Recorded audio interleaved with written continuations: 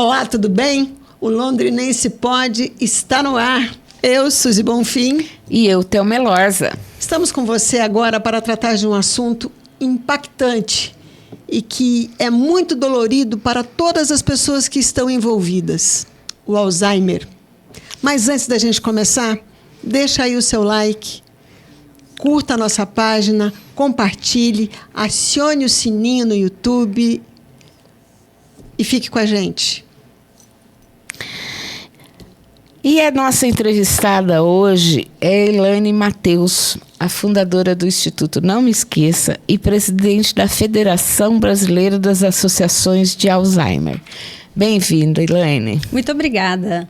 Por que tem tantos casos? O que está acontecendo? É a vida moderna que está levando as pessoas a desenvolverem o Alzheimer? Bom, vamos lá. Esse é um assunto sempre delicado e eu gosto de começar falando da importância da gente olhar para a doença de Alzheimer e para as demências como parte do processo do ciclo da vida. E eu quero reforçar que não significa que isso seja natural, né? É uma patologia, é uma doença, é uma condição, mas é parte do ciclo da vida. Então, gosto sempre de começar imaginando e tendo clareza de que a vida é um ciclo.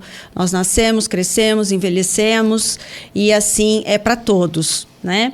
Em algum momento, as doenças nos alcançam, né? Algumas delas trazem mais impactos, mais efeitos, outras menos, mas a doença de Alzheimer é parte desse processo.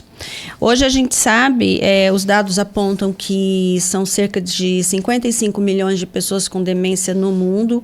É um número que vai triplicar em menos de 30 anos. Então, nós estamos falando de uma condição que se considera hoje de saúde pública mundial. O Brasil estima aproximadamente 2 milhões de pessoas, 2 milhões e 200 mil pessoas com algum tipo de demência. E quando a gente fala de demência, a gente está falando de um termo guarda-chuva, né? É uma síndrome, é uma condição sob a qual existem várias doenças. Então, é importante a gente diferenciar isso. A doença de Alzheimer é a condição que mais leva à demência. Então, cerca de 70% dos casos de demência são em razão da doença de Alzheimer. A segunda no Brasil é vascular, né? E depois a gente tem corpos de Levy, a própria demência causada pela doença de Parkinson e outras, enfim. Então, meio que a gente fala que é uma licença poética, a gente fala da doença de Alzheimer como se ela representasse todas as demências, se né? fosse um sinônimo aí para todas, né? Mas ela é só um tipo. E em geral, elas têm sintomas. Elas são diferentes, elas têm sintomas diferentes, apresentam algumas características particulares, mas muitas coisas são comuns. Então, o que é comum é esse processo de perda das funções cognitivas. E quando a gente fala das funções cognitivas, a gente está falando não só da memória, mas da capacidade de tomar decisões, da própria capacidade de linguagem. Então, tem uma série de funções que estão comprometidas, né, nesse conjunto dessas doenças, que chamamos então de demência, ou de comprometimento cognitivo maior, é um outro nome para se referir às demências, mas a gente fala da doença de Alzheimer exatamente porque ela é aquela mais comum, é a mais frequente. Mais conhecida até. Eu não diria que hoje nós temos mais porque mudamos muito o nosso estilo de vida. Eu acho que hoje nós falamos mais da doença de Alzheimer e dessas demências porque hoje ganhamos em tempo de vida, né? A humanidade ganhou muito em tempo de vida. Está vivendo mais, né? Nós hoje vivemos muito mais. Hoje, se falar que uma pessoa de 60, 70 anos morreu, a gente fala, nossa, que jovem, né? Não era assim quando os nossos avós eram nossos avós. Então, nós ganhamos muito em tempo, né? E quando trabalhamos para isso, né? Muitas vezes nos esquecemos que também precisamos trabalhar para que esse tempo tenha qualidade. Então, na medida em que envelhecemos mais, as doenças que são mais próprias do processo de envelhecimento vão se tornar mais evidentes. E a doença de Alzheimer é uma delas, né? Há um e as componente genético maior no Alzheimer? Existe um componente genético, é um número muito pequeno de casos que são por questões genéticas, mutações, alterações genéticas, fala-se em cerca de 3, 4% dos casos de demência, então a gente está falando de uma proporção pequena, mas até isso a literatura indica, aponta que estilo de vida tem mais efeito sobre essa condição do que propriamente a genética. Ela aumenta a nossa chance, a hereditariedade também. Então, você ser filha de pais que tiveram a doença de Alzheimer ou outros tipos de demência, você ser neta, enfim, você ter essa relação na sua família, aumenta as suas chances. Mas, em todos esses casos, o estilo de vida ele é mais influente do que a própria genética ou a hereditariedade. O que significa que há muito que a gente possa fazer.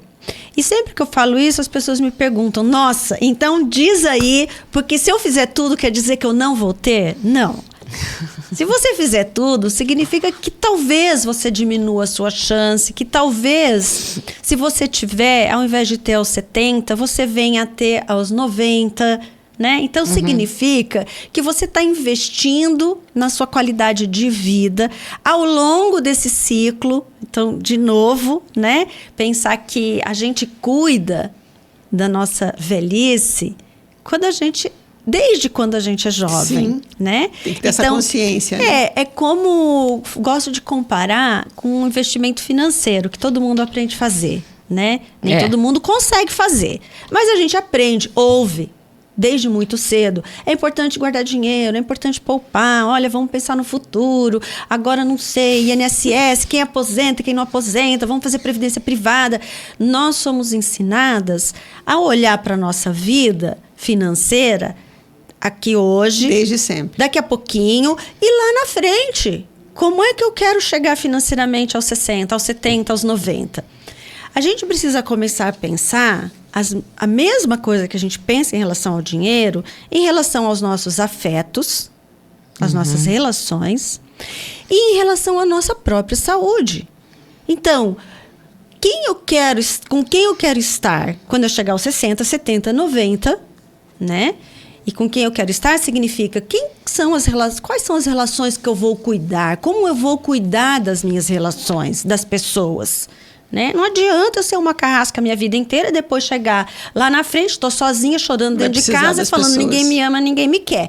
Sim, o que você construiu, né? Amor se constrói, não é gratuito. Não é dado. E a mesma coisa com a nossa saúde, né? O que é que a gente está fazendo para que a gente chegue aos 60, 70, 90, 100 anos da melhor maneira possível? Nós vamos encontrar doenças no caminho. Mas vamos chegar lá da melhor maneira possível. E quando a senhora fala em estilo de vida, é o básico. Se alimentar, fazer exercício. Quando eu falo de estilo de vida, eu estou falando do beabá, do nada, não tenho nenhum segredo, não tenho uma fórmula mágica para trazer para ninguém. É basicamente o que a gente já conhece. É estilo de vida, em termos de atividade física fundamental, né? Hoje a gente sabe que atividade física aeróbica constante, intensa, né, dentro daquilo que é intenso para cada faixa etária, é importante, é fundamental para a saúde mental e para a saúde física. Alimentação, né, quanto menos comida industrializada, né, quanto mais natural, melhor. Açúcar, né, reduzir açúcar, álcool, tabaco, enfim, não tem... O básico. O básico. O beabá que todo mundo sabe. O beabá que todo mundo Só colocar em prática. Deixa eu perguntar uma coisa. O Alzheimer é uma doença que eu falo que castiga não só o doente, mas também a família toda, como a gente está conversando sobre como todas as doenças degenerativas. Agora, o que Qual o principal desafio de um cuidador de uma pessoa com Alzheimer, Elaine? Bom, são muitos os desafios. Não sei se eu saberia dizer o principal desafio, porque acho que cada um vai lidar com essa jornada de uma maneira diferente. Existem alguns desafios importantes. Um estudo recente que foi publicado, inclusive, agora em setembro, foi comissionado pelo Ministério da Saúde e a Unifesp desenvolveu esse estudo, apontou que a principal necessidade dos familiares que cuidam é o acesso à informação. Então, esse já é um desafio, né?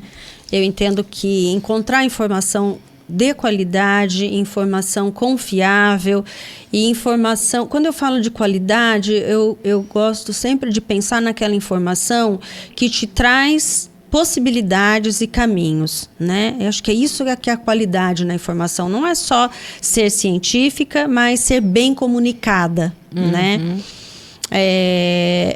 Um outro desafio que eles colocam é o próprio suporte no caminhar, né? Na jornada que eles percorrem sozinhos, né? Há poucos recursos, pouco suporte, pouco amparo. Então, esse familiar... Poucas políticas públicas que dê esse amparo. Poucas políticas públicas, quase nenhuma, né? Que dê esse amparo, esse suporte. Então, o familiar acaba ficando também sozinho, também isolado. E é bem curioso isso. Uma coisa que poucas pessoas falam é que, muitas vezes, né? Minha mãe teve o diagnóstico de Alzheimer, eu acompanhei a jornada por 10 anos, né? Entre 2012 e 2022, quando ela faleceu. E eu tenho certeza que a grande maioria das pessoas que receberam esse diagnóstico na sua casa, principalmente os filhos e filhas, pararam um dia e se perguntaram, será que eu vou ter também? Né? E uma coisa eu que me pergunto todo dia. E aí essa pergunta que você fez na questão da hereditariedade, da genética, porque sim, a gente se amedronta, né, com essa possibilidade. E uma coisa que eu sempre pensei é que, sabendo que a ciência nos indica que é muito mais o nosso estilo de vida do que a própria hereditariedade, eu considero que ser um familiar que cuida, se não se cuidar, aumenta muito as chances. E aí sim você provavelmente terá, não porque sua mãe teve ou porque seu pai teve, mas porque no lugar de quem cuida, você parou a sua atividade física, você parou a sua atividade social, você descuidou da sua alimentação, você desenvolveu diabetes, você ficou hipertenso, você trouxe para si, né? Não que você trouxe para si, eu não quero falar assim, parece que você está responsabilizando quem não é responsável. Pessoa, né? Mas você acabou sendo, né, acometida por uma série de fatores que não fosse esse cuidado, sem suporte. Só olhou para o outro e não olhou para si mesmo, né? Talvez você não tivesse... Então, essa coisa de genética e de cuidados, por exemplo, o meu pai teve Alzheimer precoce, aos 60 anos ele foi diagnosticado com Alzheimer. Meu pai era um cara que sempre se alimentava bem, não fumava, não bebia, a vida dele era trabalhar bastante, trabalhava pesado, ou seja, era atividade física, e teve esse diagnóstico que eu falo que praticamente destruiu a nossa família, né? Mas, assim, e não tinha casos na família dele, né? Foi um baque, assim, tremendo para todo mundo. Como que... aí é que eu falo assim, mas... eu sou diabética, eu sou hipertensa. Falei, meu pai não tinha nada disso e teve. Eu, aos 60 anos, graças a Deus, ainda não tenho sintomas de Alzheimer. Isso não é meio uma loteria? Não acho, não me parece que seja uma loteria, né? Porque hoje a gente sabe que existem os fatores de risco, eles dão sinais e eles aumentam as chances, né? Eu acho que às vezes a gente quer buscar essa relação entre o que eu fiz ou o que foi feito e ter ou não ter a doença, não só para a doença de Alzheimer, mas, por exemplo, para todas, né? Agora, né, nesse mês a gente fala bastante de câncer de mama. Eu tenho ouvido muitas mulheres dizerem: nunca houve casos na minha família, eu era uma pessoa saudável, eu me cuidava tanto e de repente eu me vi com câncer de mama. Então é difícil a gente, e assim, eu não acho que é uma loteria, talvez alguma coisa aconteceu no processo desse desenvolvimento, né, dessas pessoas, que foi levando para essa condição. O estilo de vida, o estresse, os sentimentos. Exato. Né? Você tem acho que não dá para a gente explicar tudo, né? Acho que existem os limites da ciência que nunca vão nos dar todas essas respostas. O que eu acho que é importante a gente pensar hoje, quando fala de doença de Alzheimer ou outras formas de demência, é assim: quanto mais eu cuidar da minha saúde, né, mais chances eu tenho de prevenir ou de reduzir as chances. Eu nem gosto de falar de prevenção, eu falo de redução de risco. Redução de risco. Você reduz as chances de vir a ter. Mas ninguém está imune a nenhuma doença de qualquer natureza, né?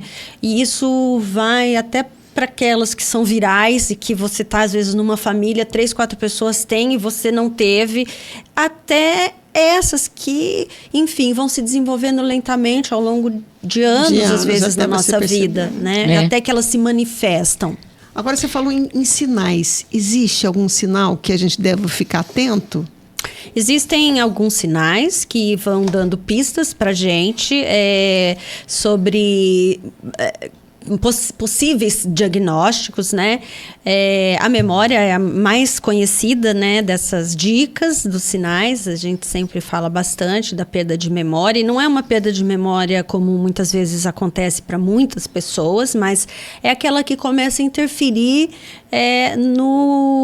na rotina e no dia a dia. Então, não é, eu me esqueci que eu tinha marcado um compromisso aqui com vocês, né? Eu me esqueci, e quando alguém falar para mim que eu tinha um compromisso, eu vou dizer: não, nunca ouvi falar delas, né? Tá. Então, são perdas de memória que vão para além de momentâneas. Mudanças de comportamento, né, de humor, alterações de humor. Então, pessoas que são gentis, agradáveis, eventualmente têm rompantes agressivos e parecem, e muitas vezes são só momentâneos mesmo, depois passam, a gente olha e fala: nossa, acho que teve um dia ruim, né? E a gente começa a encontrar várias justificativas para essas mudanças, né? Dificuldades em realizar tarefas que antes se realizava sem muitas dificuldades, como né, cuidava das suas finanças, começa a se atrapalhar, paga 2 vezes ou deixa de pagar, e isso vai ficando mais frequente, mais constante. Então, mudanças que começam a interferir na rotina são importantes de serem observadas, né? A gente não deve negligenciar e achar que está velho, né? Ou velha, é da idade, né? Ou está cansado, ou está cansada. A gente precisa, quem vai nos dizer isso é o médico, né? Então eu digo também assim: quando a gente nunca teve dor de cabeça, né? Aí você tem uma dor de cabeça hoje, amanhã. Aí daqui 3 dias você volta a ter uma dor de cabeça. Depois você tem de novo uma dor de cabeça. O que você faz? Ela olha pra mim assim, porque eu me queixo sempre de dor de cabeça, mas eu tenho dor de cabeça desde criança. Então... mas assim, aí, até isso, né? Tem desde criança, mas a gente sempre busca um olhar profissional para aquilo, e atento. Então, assim, a pessoa tem sempre um certo tipo de funcionamento. Ela começa a mudar o comportamento, mudou uma vez, aí você viu de novo, aí você viu... Gente, leva Tem isso que ver, para o né? consultório médico, leva a queixa. Existem hoje, o exame, o diagnóstico, ele não é simples, mas ele não é simples, mas ele não é complexo. É o Então, neurologista que faz isso? é um neurologista ou um geriatra, né, ou um psiquiatra também. Eles são as 3 especialidades. Bom saber. Ele não é complexo no sentido de que não demanda, assim, não tem uma parafernália toda, né? Ele é principalmente clínico. Principalmente clínico. Depois pedem-se alguns exames para você fazer diagnóstico que se chama diferencial, né? E para eliminar também outras questões. Então, a perda de memória, não necessariamente nenhum tipo de demência, ela pode ser uma falta de uma vitamina, ela pode ser sim um estresse, ela pode ser sim uma depressão. Então, pode ser até um tumor no cérebro. Pode. Então, quem vai saber? É o médico, né? E mais... então, por isso eu digo assim, ele não é complicado nesse sentido, mas às vezes ele é um pouco complexo, porque é preciso, sim, eliminar, né, essas outras possibilidades, é preciso fazer uma avaliação cuidadosa para que se chegue a esse diagnóstico provável. Sempre provável, né? Disse que esse é um diagnóstico que só se confirma pós-mortem. Mas hoje, sim, a medicina é suficientemente preparada, né, para fazer esse diagnóstico e dar os encaminhamentos. Agora, voltando ao cuidador, que eu vi a minha mãe sofrendo, cuidando do meu pai, justamente essa coisa que você falou dela ficar sozinha, porque a gente queria... ajudá-la, mas ela não queria ajuda, ela queria cuidar sozinha. Parece que tem uma coisa, não sei, né? Aí, uma das questões do cuidador a gente, família, a gente sempre fala assim, o que é melhor? Cuidar da pessoa com Alzheimer em casa ou pôr numa casa de repouso? Ou um asilo, se for o caso. O que tanto para o cuidador quanto para o paciente, o que seria melhor? Isso é um outro assunto super delicado, né? Cheio de tabu. Ninguém fala Ninguém disso. gosta de falar sobre isso. Tem bastante estigma em relação às instituições, né? Ou os residenciais. Não tem uma resposta, né? Não tem uma resposta única para essa pergunta. Eu acho que essa é uma resposta que precisa de muita reflexão, e cada família e cada experiência, cada organização familiar é que vai decidir aquilo que é melhor, né? O que eu acho importante falar, Thelma, é que o cuidado hoje no Brasil, né, principalmente, recai muito sobre a família, de modo exclusivo. E sobre a mulher, né? principalmente. E principalmente sobre a mulher. A gente está falando de cerca de 85% hoje das pessoas que cuidam de alguém com demência são mulheres.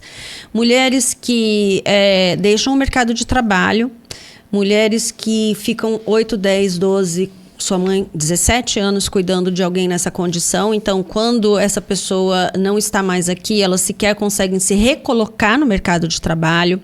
Então, elas pedem vínculos sociais, vínculos afetivos, mulheres que a gente chama a geração sanduíche, têm filhos e pais para cuidar, então elas ficam no meio. É uma geração única, dizem, né? Elas estão no meio, né? E sobrecarregadas com esse cuidado e sem, como a gente já falou lá no início, sem suporte, sem amparo, e não só das políticas públicas, tá? Mas da sociedade e da comunidade em geral. Então, e quando eu falo da comunidade, eu estou falando dos seus vizinhos, dos seus amigos próximos, dos seus parentes, né? Que por muito tempo vêm, convivem, e muitas vezes, quando você precisa, essas pessoas encontram outros caminhos nas suas vidas, e um dia elas vão te encontrar e falar: eu achava tão difícil, não conseguia ir lá porque eu não conseguia ver sua mãe daquele jeito. Não conseguia ver seu pai. Pois era difícil para mim também, né? Mas assim, foi difícil para mim também, e fazer isso sozinha. Se você tivesse ido, teria sido tão melhor.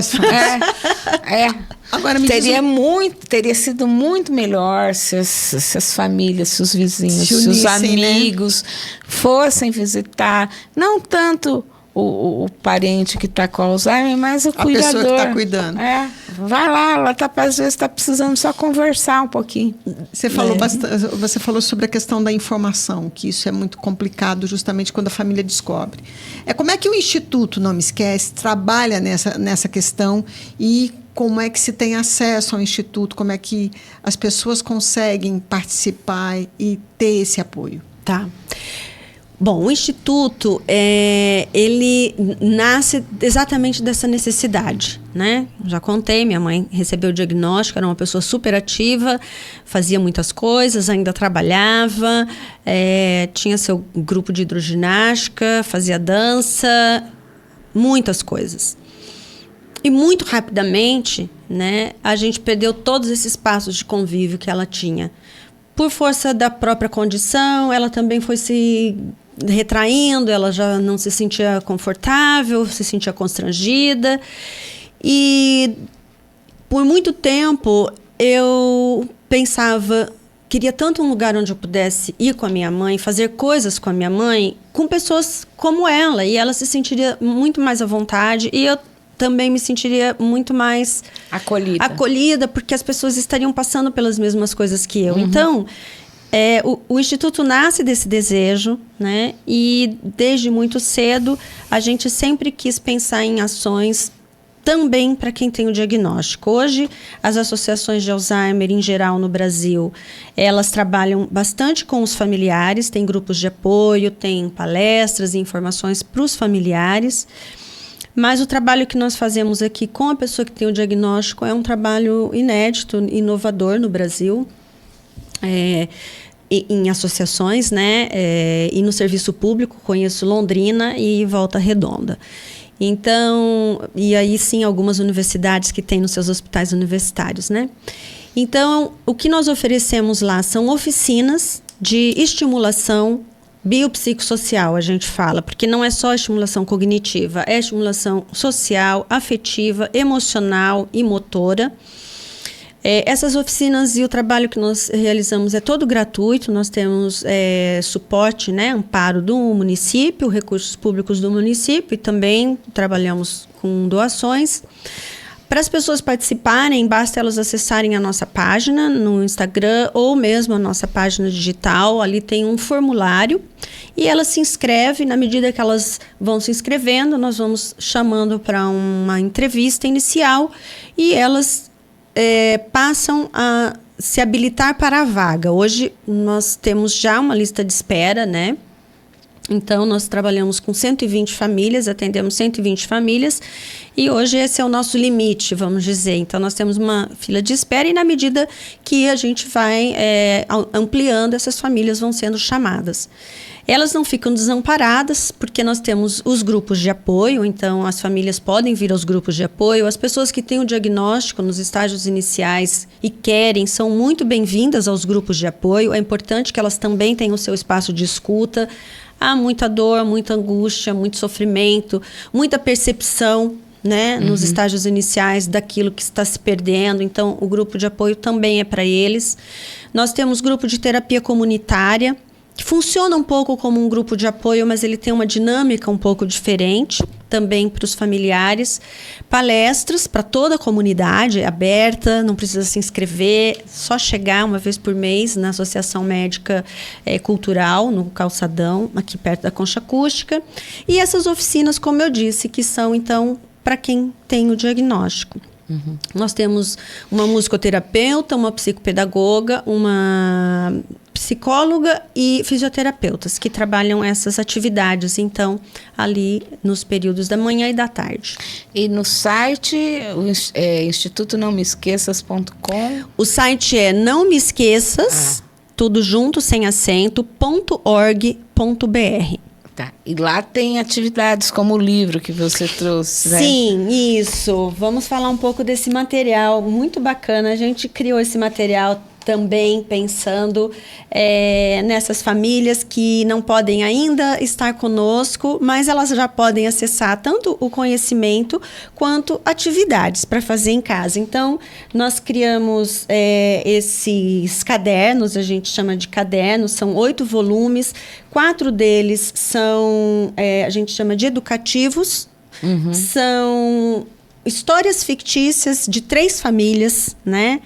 Que não existem de fato, mas talvez seja um pouco de cada uma das nossas histórias e famílias, que vão contando como é para elas conviver com a doença de Alzheimer, todas com doença de Alzheimer, em diferentes estágios e diferentes organizações familiares. Então, tem aqui um homem que cuida de uma esposa, filha que cuida de pai e uma esposa que cuida da sua esposa, né? Então, são diferentes organizações, diferentes faixas etárias, e no meio dessas histórias, né, a gente tem vários QR Codes e links que levam para informações no site do Ministério da Saúde, enfim, sites, né, de informações bem confiáveis, tudo feito de uma forma bem leve. Eu não sei se eu tô aparecendo ali, né? Então, com uma ilustração bem acolhedora, bonita, eu diria, né? É um material, é uma cartilha que te faz ter vontade de folhear e de olhar, né? A gente trabalhou um trabalho bonito, né? Olha que lindo. Um ilustrador incrível aqui da região. Trabalhamos com pessoas que vivem, né, e convivem com a doença. Uma pessoa que estava em busca do diagnóstico na época em que nós estávamos produzindo o material, então ela, né, tem um trabalho importante aqui e já cuidava do pai, né, que já tinha o diagnóstico, Ricardo que cuida da mãe, a Helena que cuida do esposo. Então, são pessoas, né, é um material que não foi escrito por profissionais da saúde, mas por pessoas que viveram essas histórias. E né? isso daí pode ser baixado no site. Tá gratuito, pode ser baixado no site, quem quiser. Ou seja, a gente do Brasil inteiro qualquer pessoa do Brasil acesso a esse material. Pode ler no site, pode baixar, né? Se quiser baixar e imprimir o material. E a gente tem 4 cadernos de atividades, né? Para quem tem o diagnóstico. Interessante. E que podem ser feitas, então, dependendo do estágio da doença, a pessoa vai fazer sozinha. Se ela precisar, ela pode fazer com apoio e com supervisão de alguém. Eles são temáticos, então, experiências culinárias, rotinas da vida em família, jogos e brincadeiras antigas, e arte e cultura. Então, são diferentes atividades também, desde, enfim, tem um pouquinho de palavras cruzadas, mas tem jogo dos erros, mas sempre muito didático. A gente fez pensando nesse familiar entender por que está fazendo, qual que é o objetivo, como que a gente está trabalhando. Né? Então, entendi. não é uma atividade pela atividade, mas o que a gente está buscando desenvolver. Seu objetivo.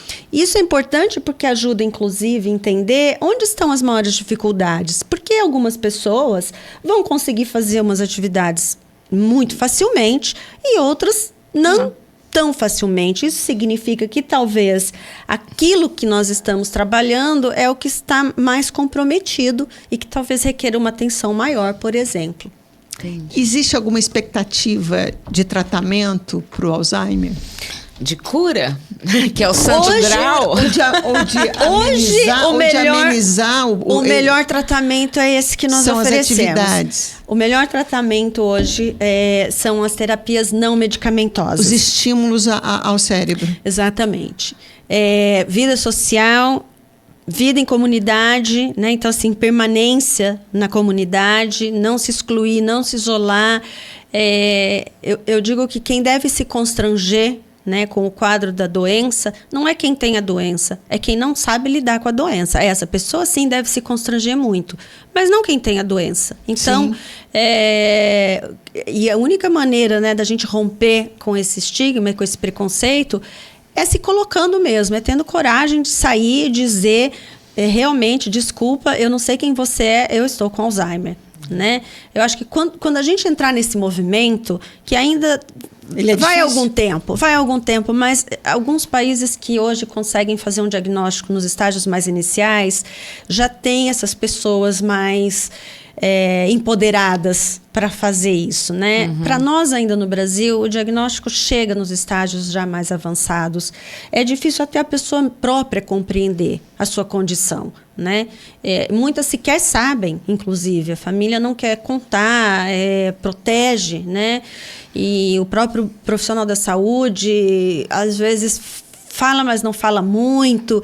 Então, ainda não chegamos lá, mas eu tenho a convicção de que quanto mais nós falarmos, quanto mais nós entendemos isso de uma maneira natural, né, mais nós vamos entender que o constrangimento não deve ser de quem tem a condição. Isso serve para qualquer patologia, né, gente? Isso é com as pessoas com deficiência, isso é para as pessoas autistas. Não é a família que deve se constranger porque aquela pessoa está fora do padrão.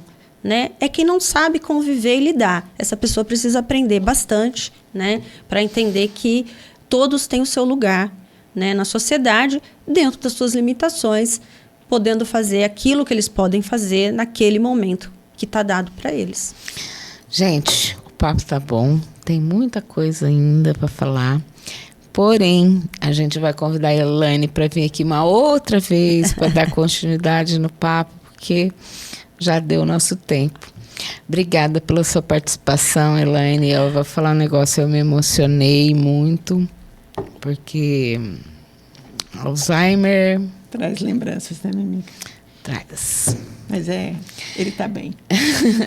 A gente sabe. Então, muito obrigada pela sua participação e vamos conversar mais outro dia. Obrigada, gente. Obrigada pela oportunidade e... fica bem. Pode deixar. Obrigada, viu? Obrigada. Volte sempre. Será um prazer. Para você que ficou com a gente até agora, muito obrigada pela sua audiência, pela sua participação. A gente agradece também os nossos parceiros nessa edição, os EGM Studios e a Tanta Arte Joias Sustentáveis. Para você... tudo obrigada. De bom, muito obrigada. E até a próxima. Acesse o nosso canal no YouTube, no Spotify, acione o sininho e fique com a gente. Até a próxima.